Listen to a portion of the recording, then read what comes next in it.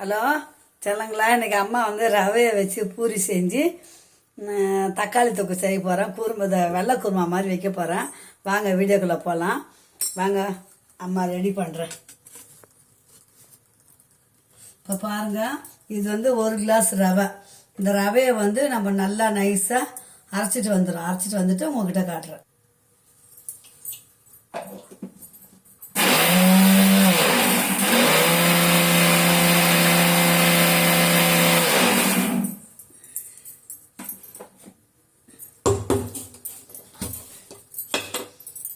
பாருங்கள், ரவையை அரைச்சாச்சு.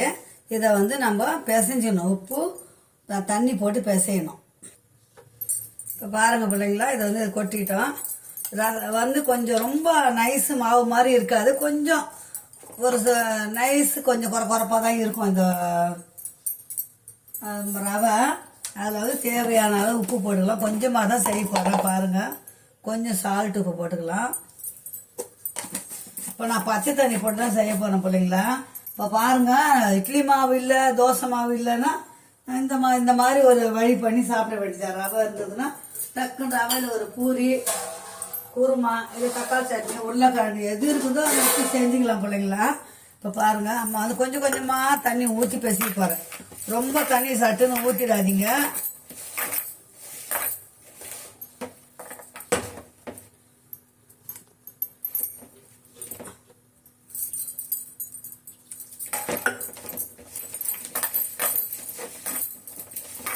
கொஞ்சம் நம்ம வந்து ரொம்ப கட்டியாக கொஞ்சம் கொஞ்சம் மெத்துன்னு கொஞ்சம் வளவளன்னு பிசைஞ்சாதான் அது ஊறணும்.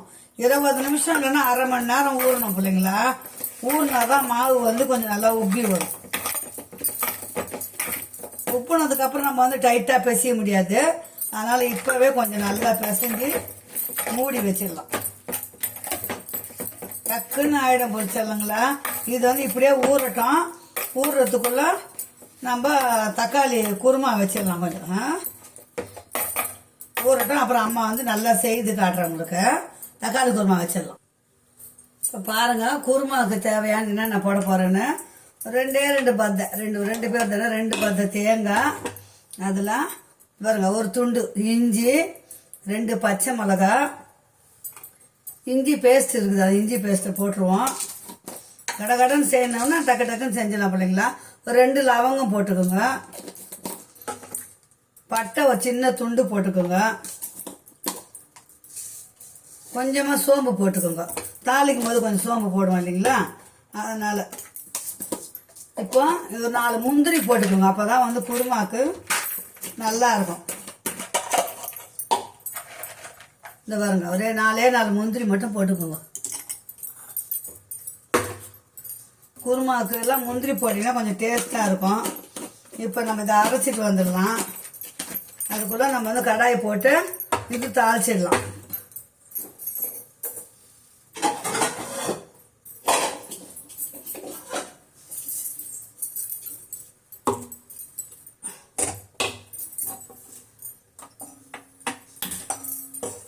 கடாய் போட்டு காயிட்டோம். இப்போ போய் தேங்காய் அரைச்சிட்டு வந்துடலாம். போய் பாருங்க பிள்ளைங்களா, பூரி மாவு பிசைஞ்சு வச்சாச்சு. அதுக்குள்ள நம்ம வந்து தக்காளி குருமாவை செய்துக்கலாம்.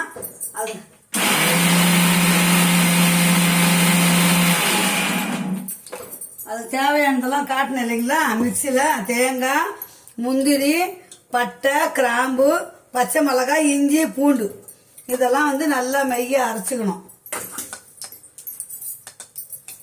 நான்லாம் கடன்னு செஞ்சிருந்தேன். பாருங்க மக்களே, சோம்பு 2 போட்டுக்கணும். சோம்பு 2 போடுங்க. நம்ம சோம்பு போட்டு அரைச்சிருக்கிறோம் இல்லைங்களா, அதனால் 2 சோம்பு போட்டுங்க. கிராம்பு போட வேண்டாம். ரொம்ப கிராம்பு போட்டால் அந்த கிராம்பு வாசனை ஒரு மாதிரியா இருக்கும். பசிக்குதுன்னா டக்குன்னு செஞ்சிருவேன் நல்லா.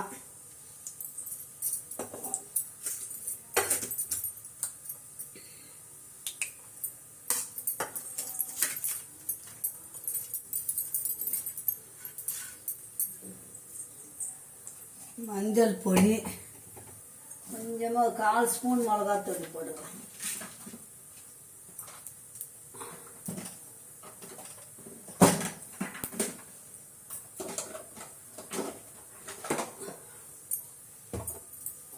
சோம்பு இதுவாகிடுச்சு பிள்ளைங்களா. பட்டை இலை வேணாலும் போடலாம். நம்ம பட்டை போடுறோம். இந்த பிரிஞ்சி இலைலாம் அது ஒன்று போட்டுக்கோங்க. அதுக்கப்புறம் வெங்காயம் இதை பாருங்க, சின்ன வெங்காயம் கொஞ்சம் நறுக்கி வச்சுக்கோங்க.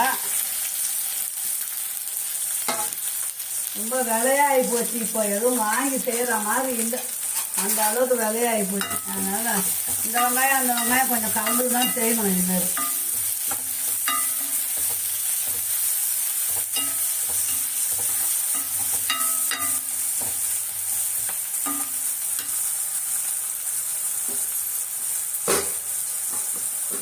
வெங்காயம் வதங்கிறதுக்கு கொஞ்சமாக உப்பு போட்டுக்கணும். அப்போ கொஞ்சம் சட்டுன்னு சீக்கிரம் வதங்க இல்லைங்களா.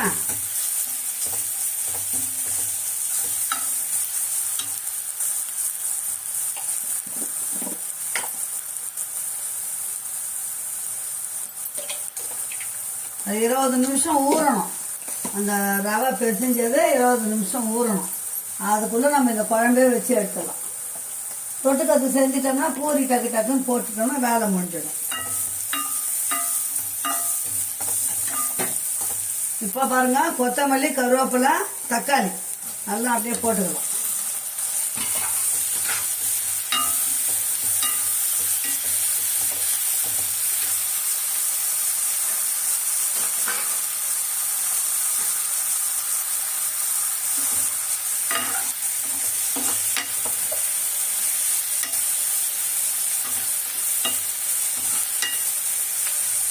குருமா மீதி இருந்தால் கூட நாளைக்கு தோசைக்கு கூட சாப்பிட்டுக்கலாம். இப்போ நாங்கள் பூரிக்கு ஒசரம் செய்கிறது பிள்ளைங்களா. பிள்ளைங்களா தங்கங்களா சொல்லி பழக்கமாயிடுச்சு.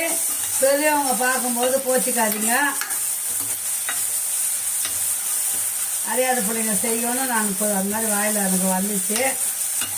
ஹாய் மக்களே அப்படின்னு சொல்லணும்.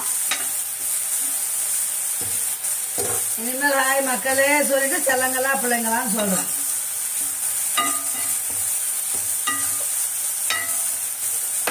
நமக்கு சப்ஸ்கிரைபரும் லைக் பண்ணுறவங்க தாங்க தேவை. இந்த வீடியோ பார்க்குறவங்க கண்டிப்பாக வேணும். நல்லா வதங்கிட்ட பிள்ளைங்களா. காரத்துக்காண்டி கொஞ்சமாக மிளகாத்தூள் போட்டுங்க, ரொம்ப வேண்டாம். சும்மா ஒரு 1/2 ஸ்பூன். ரெட் சில்லி போட்டுக்கலாம், தனியாத்தூள் போடலாம். நான் எல்லாமே இதில் போட்டு அரைக்கிறது விட்டு நான் அதனால் போடலை. குருமா வந்து வெள்ளையாக இருக்கட்டும் அப்படின்னு. இப்படி மேஷ் பண்ண மாதிரி வதங்கினோம்னா தக்காளி கொஞ்சம் நல்லா சீக்கிரம் வதங்கும். பாருங்கள், இப்போ தான் போட்டேன், தக்காளியே தெரியல பாருங்கள்.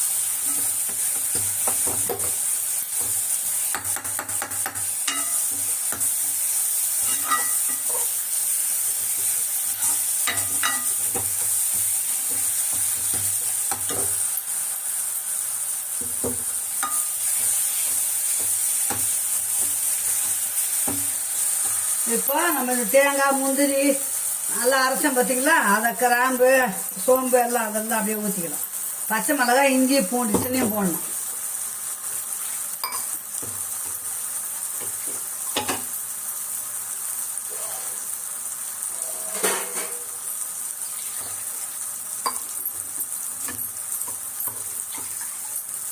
முதல்ல நீ பாவக்காய் குழம்பு வச்சு சொன்னாங்களா, அவ்வளோ டேஸ்ட்டாக இருந்தது.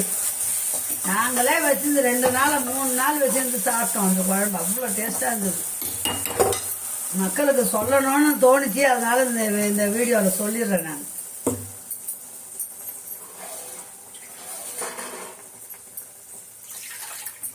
ஆமாம், நான் செஞ்சேம்மா, செஞ்சு சாப்பிட்டு பாருங்கள், வீடியோவில் போட்டிருக்கேன். அவ்வளோ டேஸ்ட்டாக இருந்தது. உண்மையிலே எனக்கே வந்து நம்ம பரவாயில்ல, நல்லா சூப்பராக இது வச்சு சாப்பிட்டோம். அது 2 நாள் ஆவதான் இன்னும் கொஞ்சம் டேஸ்ட்டு நல்லா இருந்தது. இப்போ இதுக்கு கொதிச்ச உடனே கொத்தமல்லி போட தேவையில்லை, நம்ம போட்டு வதக்கிட்டோம் இல்லைங்களா, அவ்வளோதான். குழம்பு நல்லா கொதிக்கிட்டோம். இப்போ பாருங்கள் மக்களே, குழம்பு வந்து நல்லா கொதிச்சு பாருங்கள் இல்லைங்களா. இப்போ பாருங்கள், குருமா சூப்பராக வாசனை கம்மன்னு வருது. கொதிச்சு இப்போ மாவு வந்து நம்ம பார்த்துக்கலாம் எப்படி இருக்குது பாருங்க மாவு. இப்போ அந்த மாவை வந்து நம்ம திரட்டணும்.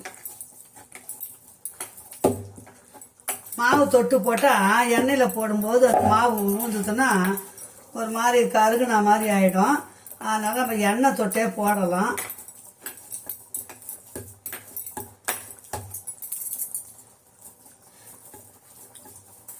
இப்போ நம்ம வந்து சின்ன சின்ன உருண்டையாக உருட்டிக்கணும்.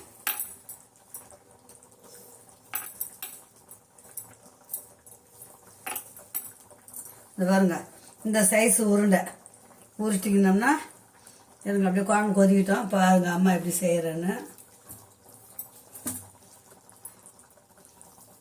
இந்த பாருங்க, இந்த சைஸுக்கு உருண்டை நான் உருட்டிக்கின்னு காட்டுறேன்.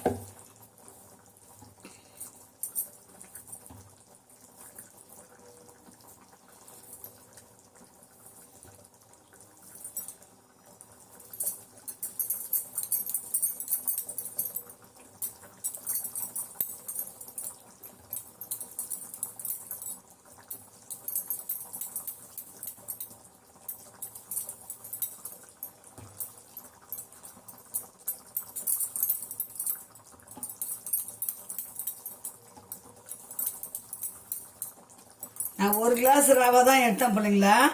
அது வந்து ஒரு 10 பூரி வரும். திரட்டும் போது பார்க்கலாம் பெருசாக வருதா சின்னதாக வருதான்னு. இங்கே பாருங்கள், பூரி உருட்டி வச்சுட்டுங்களா. இப்போ நான் திரட்ட போகிறேன். திரட்டிட்டு எண்ணெய் காய வச்சுட்டு அப்படியே நம்ம போட வேண்டியதுதான். இப்போ பாருங்க செல்லுங்களா, குழம்பு வந்து சூப்பராக ரெடி ஆயிடுச்சு. குழம்பு இறக்கிட்டு நம்ம வேற கடாய் போட்டுட்டு பூரியை சுட்டு எடுத்துக்கலாம்.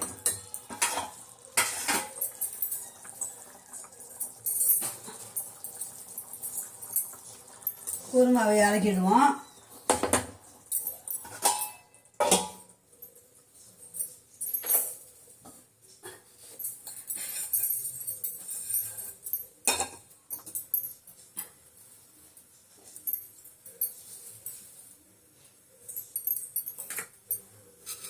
சின்னதாக போட்டு, சின்ன பொரி தானே, அதில் எண்ணெய் காயட்டும்.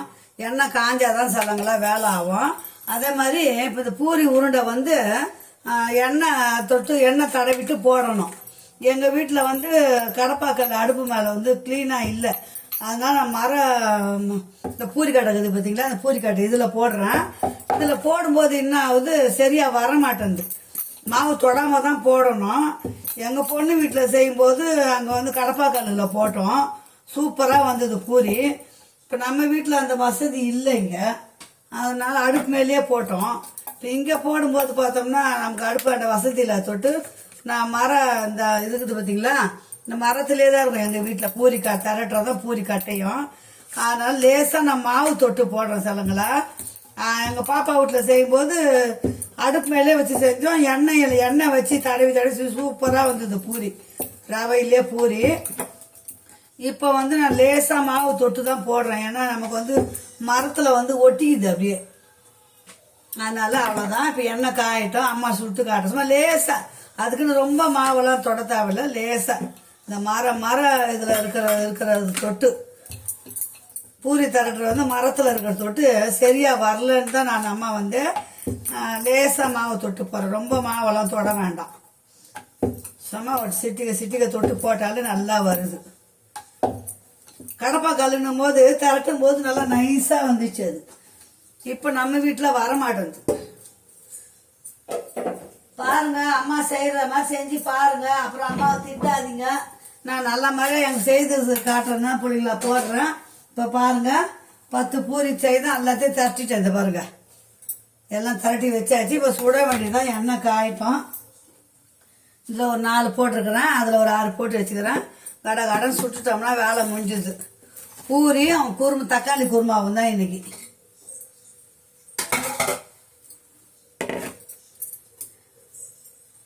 எண்ணெய் காஞ்சிடுச்சு. நான் காஞ்சிட்டா வேலை டக்குன்னு முடிஞ்சிடும்.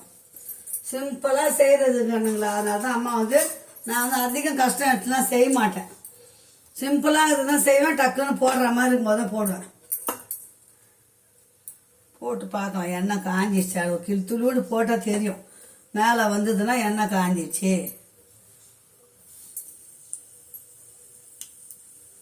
துளியோண்டு மாவு போட்டேன், அப்போ தான் தெரியும் எண்ணெய் எல்லாம் காஞ்சிச்சுன்னா. டக்குன்னு போட்டு எடுக்க வேண்டியதுதான்.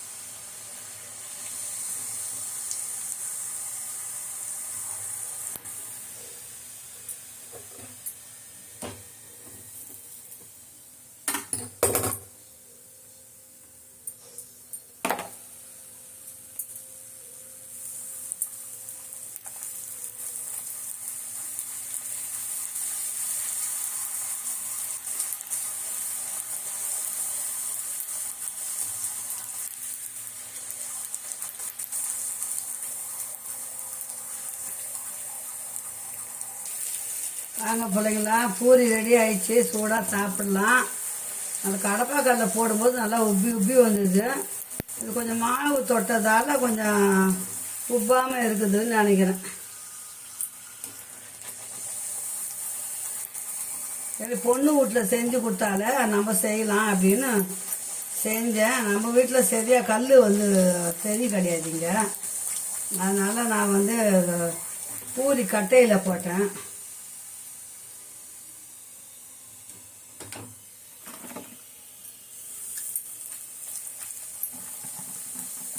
அம்மா சேனலை சப்ஸ்கிரைப் பண்ணுங்க, லைக் பண்ணுங்க சொல்லுங்களா. நம்ம வீட்டில் என்ன செய்கிறோன்னா அதான் காட்டுறேன். வாங்க சூடாக சாப்பிடலாம். இன்றைக்கோட டிஃபன் இவ்வளோதான் வீடியோ. ஓகே, பாய் சொல்லுங்களா. இந்த வீடியோ இதோட முடிச்சுக்கிறேன். குருமாவும் பூரியும் ரெடி ஆயிடுச்சு. நான் தட்டில் எடுத்து வச்சு உங்களுக்கு காட்டுறேன். ஓகே, பாய் சொல்லுங்களா. வாங்க பிள்ளைங்களா, அதை பாருங்கள், தக்காளி குருமா பூரி ரெடி ஆயிடுச்சு. சுட சுட இருக்குது, வாங்க சாப்பிட்லாம். இது கொஞ்சம் கிறிஸ்பியாக தான் இருக்கும், ஆனால் சாப்பிட டேஸ்ட்டாக இருக்கும். எவ்வளோ நேரம் ஆனாலும் இந்த நமுத்து போய் மெத்துன்னு ஆகிடாது. சாப்பிட நல்லா டேஸ்ட்டாக இருக்கும். வாங்க சூடாக சாப்பிடலாம் வீட்டில். ஓகே, பாய் சொல்லுங்களா. இந்த வீடியோ இதோட முடிச்சுக்கிறேன். பாய்.